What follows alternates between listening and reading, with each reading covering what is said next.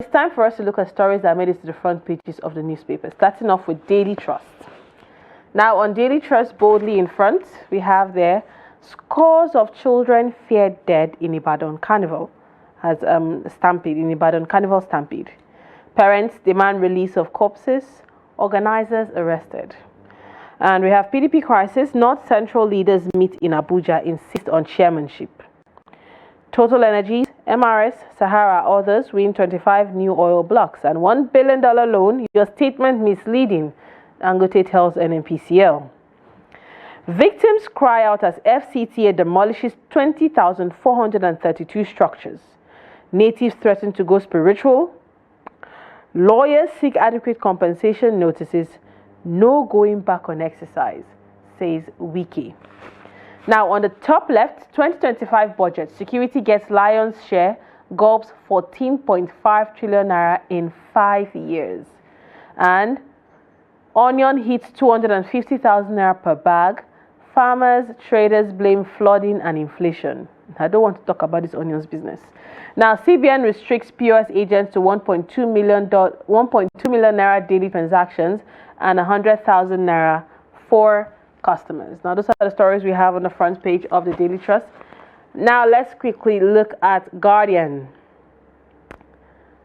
On Guardian, Tinubu eyes 15% inflation rate from 49.7 trillion naira budget to spend 2% on agric. Dangote denies NNPCL $1 billion support claim, crude oil obligations default, and NERC releases new tariffs, asks discos to downgrade customers.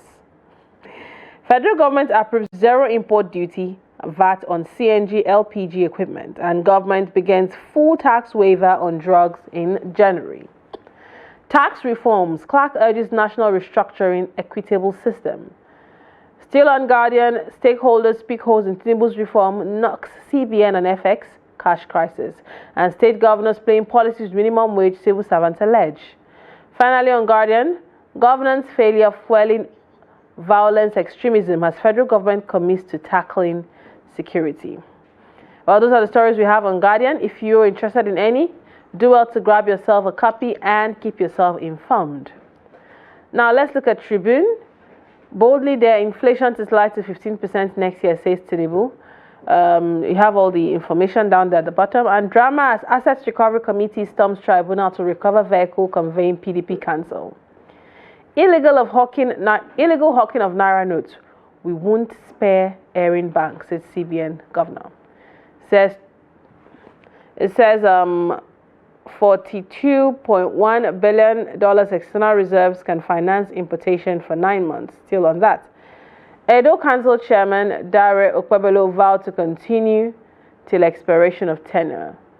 And over 30 dead and over 30 feared dead and scores of injured at Ibadan children funfair tragedy. Well, those are the stories we have on the front page of Guardian. Do well to grab a copy to keep yourself informed. Now, to analyze and look at the stories on the front pages, we have Nasir Lawal, editor-in-chief, Dateline newspaper. As he joins us in the studio, it's a pleasure to always have you with us here in the studio. Thank you so much for coming. Good morning. Good morning. All right, so what story piqued your interest? Well, there are so many of them actually. You have the budget story, but I would want to talk about the stampede actually in Ibadan. You know, because so many children are affected, and so you can imagine, you know, the state of mind that their parents will be right now. And somehow I don't like the way in which everybody is trying to shift the blame. You know, the government trying to say, no, we are not the organizers trying to say, no, this thing happened, you know, beyond what we can actually handle.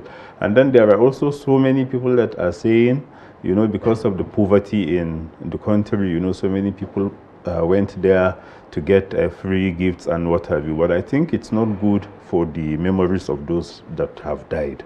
We should think of, you know, the way we organize, you know, events of such magnitude, because like what the governor said, that the state government is not the organizer, but, you know, you should have interest in, you know, events that happen in your state, because this is something that has to do with so many people. You know, even the school that where the event was holding, you know, what's like the carrying capacity, because we have so many schools that cannot accommodate more than maybe a few hundreds and what have you. But you have so many people, at the same time in the same place.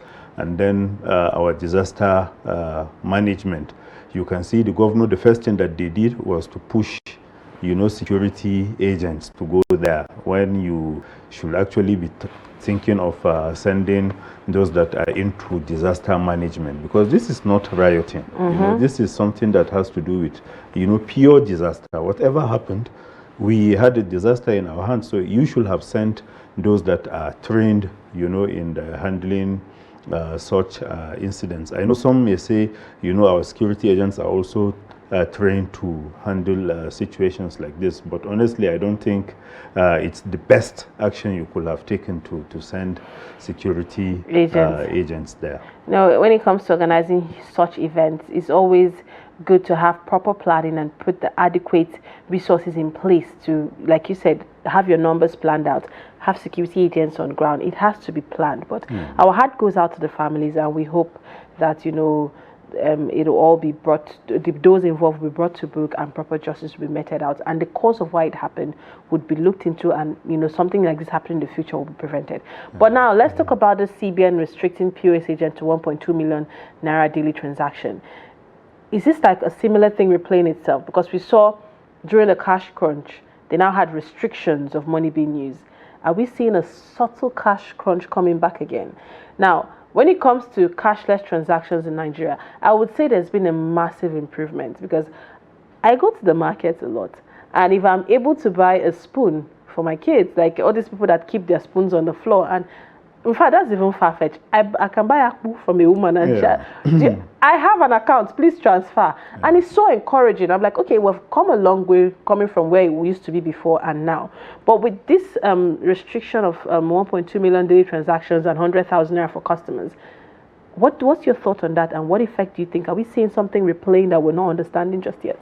Well, I think what we should do is to try to see that this policy actually succeeds, because what is actually happening right now, so many people are avoiding banks, they're avoiding the financial institutions. Probably they don't want the government or the relevant agencies to keep track of their finances and what have you. Because right now, why should you go to the POS and see? So many of them are handling transactions that ordinarily they shouldn't be handling, because you see so many physical cash. And then it's not only those in the rural areas that so many people will say, in the rural areas you don't have enough financial institutions, so what becomes of them? Like you said, with the mobile wallets and what have you, so many people are now taking part in the electronic means of payments, transactions, and what have you. So I think we should just support this policy to succeed, because like I said, there are so many people that are now using physical cash, going to local markets, mopping up grains and what have you. So many things happening, even kidnappers. It's because we have physical cash in circulation, which is, by the way, like the CBN has said, like 60% of the physical is outside the banking system. So why should we have that? That's why we have kidnappers now being able to say, bring so million naira, and then you will have to do it, because they know there is a way you will be able to get the cash without necessarily going to the banks and what have you. It's quite sad, talking about physical cash. I remember I had to buy tomatoes on Saturday, and I said, I want to transfer. I said, no, I'm not taking transfer. And he showed me his pockets, the load of cash in his pockets. He said, madam, if I'm going to the local market to buy, they will not take transfer from me, so I need cash. I had to withdraw and pay him, but that was an experience. Now, let's talk about the budget. What's your thoughts on it? Being that security, I saw it, and education and health were just quite small, but we saw security a lot, and it's like something that keeps happening over and over again. What's your thought on that? Well, like you said, security, we are dealing with insecurity, in virtually all parts of the country. So it's to be expected, it has been happening for quite some time now. Security gulping, a large chunk of the budget. But our budget has become just a yearly ritual. Like already they have extended the life of the 2024 budget to June. That's by 6 months. If you are doing that, then you should expect the government of the day to be able to play around with so many things, because from what the Senate president presented before the president, honestly it was like the Minister of Information speaking. I don't think somebody that is heading a different arm of government should be paying glowing tributes to the president, in such a manner. I'm not saying the president doesn't deserve to be, especially when you know that there are things that he's getting right. But honestly, it's not in your own purview to do that. To do that, because right now so many people are accusing the legislature of becoming, just like an extension of the presidency. And then here you are, coming out to speak in such manner. Honestly, I don't think that's the best you could have done. But just the fact that we have now the budget with the lawmakers, I know the Minister of Finance and his budget counterpart will now come out with breakdown on what have you, so that we will know exactly what is going where and how we expect. But even the amount of borrowing in the budget, honestly, it's not small, because you will have to borrow, to do things. If it is to pay salaries, honestly, I will be against that. But if it is to have capital the project, infrastructure and things that we need, then it's okay. Finally, now, quickly before we go, demolitions in the FCT. 20,432 structures. I mean, it's wiki. We saw it. We saw what was played out in Port Harcourt, and what were people expecting in Abuja. But what's your take on these demolitions? Quickly before we go, nurses are threatening to go spiritual. Lawyers are seeking adequate compensation. You demolish and you let these people just go like that. What's your take, and what implications do you think this will have on the security infrastructure in the FCT? Well, I think the first thing we should understand is, let's find out, how did they come about, those structures. So many people are living in illegal, places, and then we are here referring to them as victims. I don't see them as victims if, they broke the law in trying to set up where, they will live. But like you said, this is something that has to do with so many people.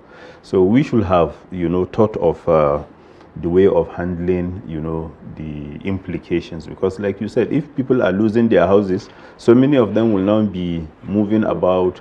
Some of them, insecurity is likely to also rise. Already you have so many people sleeping in their vehicles, under the bridges and what have you. So honestly, I think before we embark on demolitions of such a magnitude, we should think of the likely consequences, so that we don't end up with something that is even worse than what we are trying to avoid. All right. Thank you so much. It's good to have you with us this morning. Thanks so much for touching on all the important. There's still a couple I'd have loved us to touch on, but we're actually run out of time, and it's always good to have you. Thank you for joining us. Thank you for having me. If you're just joining us, we had Nasir Lawal, editor-in-chief, Dateline newspaper, as we're reviewing stories that made it to the front pages of newspapers. Now, if any of them piqued your interest, do also grab a copy and keep yourself informed. Avoid misinformation at all times, and you can do that by reading, keeping yourself informed, following credible newspapers and news outlets to know and understand policies that are affecting you as Nigerians, so that when you are speaking or wanting to hold the government accountable, you're coming from an informed standpoint. Keep sentiments aside as well, very important.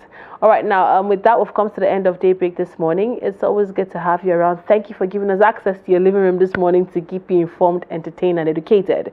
From here, it's Lilian Ogazi. See you again, same time, same station. Bye for now.